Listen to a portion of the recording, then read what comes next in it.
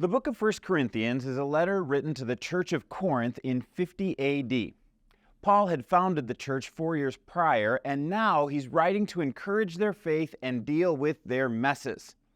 Paul had heard from messengers, possibly Sosthenes, and heard back that there were 5 problems of messes in Corinth. Actually, about a dozen or 15 or 20 or 30 problems, but 5 categories of problems. This letter was one of 4 letters written by Paul to address problems in Corinth. That's how many problems they had. Now, we only have 2 of those letters, but those 2 letters refer to 2 others.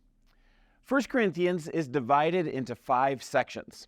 Section 1 is a section all about disunity that's happening in the body. It covers chapters 1 through 5.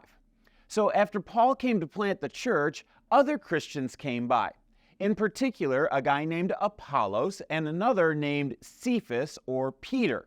Yes, the very same Peter who was the first leader of the first century church. These were good guys, not heretics, but still people started dividing over which teacher they liked best. This tiny little only church in the city is now splintering over who's your favorite teacher. And Paul's response is this: the gospel centers on Jesus, not on teachers. Your job is to look to the perfect one, not the ones who teach about him. Section 2 is all about sexual immorality, and it covers chapters 6 through 8. Corinth is a place famous for its promiscuity. The temple of Aphrodite institutionalizes prostitution. Sailors get off of boats and they're looking for a good time. Homosexuality is common, sex within marriage is on the rocks, and there are questions about whether it's even legit to be single. So Paul's response to these problems is, the gospel redeems both body and soul. The gospel is critical for not only our spiritual life, but also our bodily life. Our sexuality is part of that redemption. God takes the brokenness of this world and he makes it beautiful. You know, the sexual ethics of the Bible are there because of God's design for people to thrive. He loves us and he wants what's best for us. So the gospel will cause us to thrive. The third issue is food in chapters 9 and 10, or more accurately, food and freedom. So let's say you go to the restaurant that just sacrificed a leg of lamb to Apollo. Can you eat it? Or what if you catch another believer doing so? Should you stop them? Won't it ruin their witness? And what about when someone comes straight for communion from an act of debauchery, or they just eat a big hunk of bread and wine just because they're hungry? These are some of the food issues, and food issues are just the tip of the iceberg. What's at stake is our freedom in Christ in the details of life. And Paul's response is, the gospel centers us on love and not on rituals. Don't worry too much about the details, focus in on love. Food is an everyday decision. So is judging people, so is idolatry. And when they all meet at an intersection, passions can explode around them.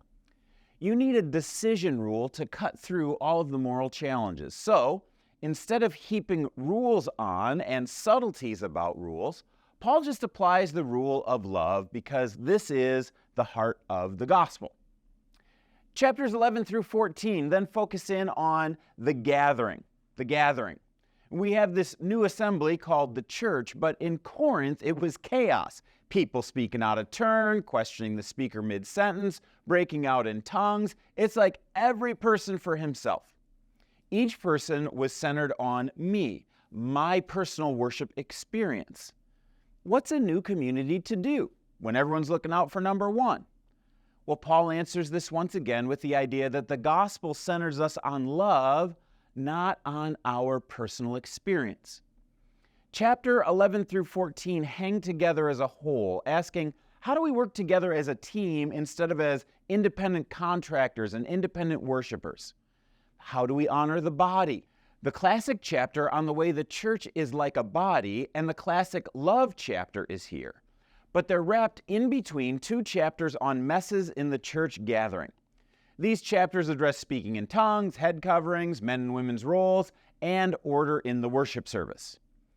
Finally, the last section is about the resurrection in chapters 15 and 16. Really, the letter doesn't hit its climax until the final 2 chapters, and, in my humble opinion, some of the very best scriptures in the Bible. One of the messes they had was doctrinal. Some people saying that the resurrection was not a fact, or that human beings' resurrection has already happened, or that it just won't be that great when we do rise, just like reincarnation to this life. He'll start this section, "I pass this on to you of first importance." All the history, all the energy, the vitality, the destination of resurrection power is culminating in the return of Jesus. It is palpable in this section. So much so that we'll be spending 3 weeks on the resurrection. It's going to be so cool. So these are your 5 categories of messes. But there are more sub-messes. You have lawsuits, one believer against another. You have incest. You have women prophesying in public and running around praying without head coverings. You have people saying that the resurrection of the people of God has already happened and we missed it. You've got great teaching on spiritual gifts. You've got the baptism of the dead. We're going to work through all this stuff and follow Paul's example. But I want you to note something that's very important.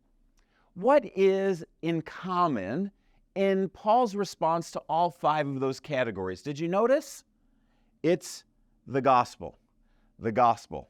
The gospel, the gospel, the gospel. The gospel is always the answer for all of us. The gospel centers us on Jesus, not teachers. The gospel centers us on redeeming body and soul. The gospel centers us on love and not ritual. The gospel centers us on love and not personal experience. The gospel centers us on the resurrection. The good news about Jesus is foundational to addressing all of these messes. And I've come to believe church messes, in their essence, are a failure on our part to live out the gospel message that we proclaim so boldly. When we do live out the gospel message every day, churches are healthy, lives are transformed, and messes are redeemed. And that is the message of 1 Corinthians.